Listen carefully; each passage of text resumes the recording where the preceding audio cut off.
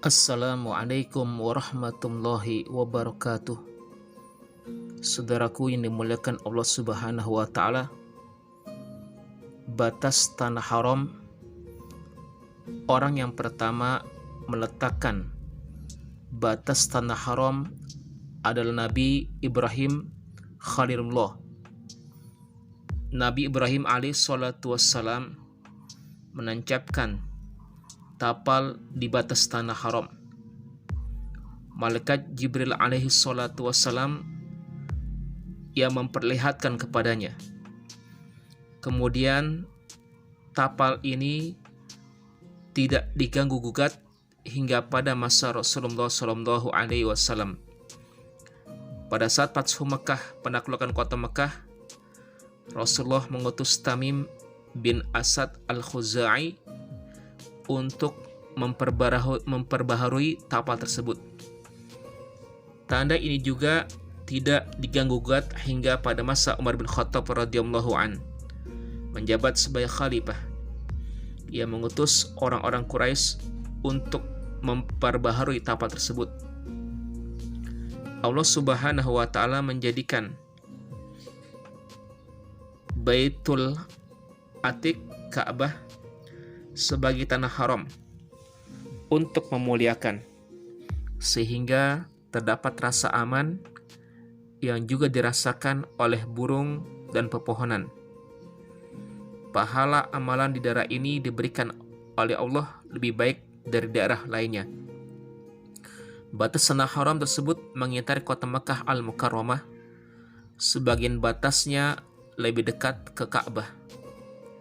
Saat ini ditancapkan tapal batas haram di jalan-jalan utama yang menuju Mekah, yaitu pertama arah barat, Jalan Jeddah Mekah di Asumasi Hudaibiyah yang berjarak 22 km dari Ka'bah.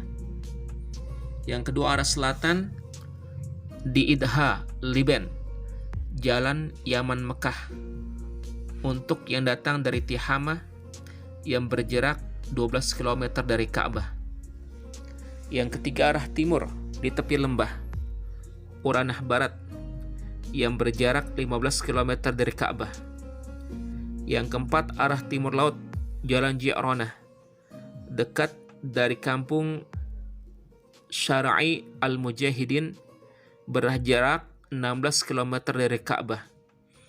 Arah utara batas adalah Tan'im yang berjarak 7 km dari Ka'bah. Kemuliaan tanah haram ini di mana Allah Subhanahu wa Ta'ala telah berfirman dalam Quran surat Al-Imran ayat 97, "Wa man dakhalahu kana amina." Dan siapa yang masuk ke dalamnya Baitullah, maka amanlah ia. Yakni tanah haram Mekah. Bila seorang yang merasa ketakutan memasukinya, ia akan merasa aman dari segala keburukan.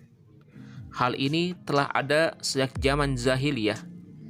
Bila seorang laki-laki membunuh seseorang, kemudian ia masuk ke Masjidil Haram, lalu anak dari korban pembunuhan tersebut bertemu dengannya, maka anak tersebut tidak akan mengganggunya sama sekali hingga si pembunuh keluar darinya.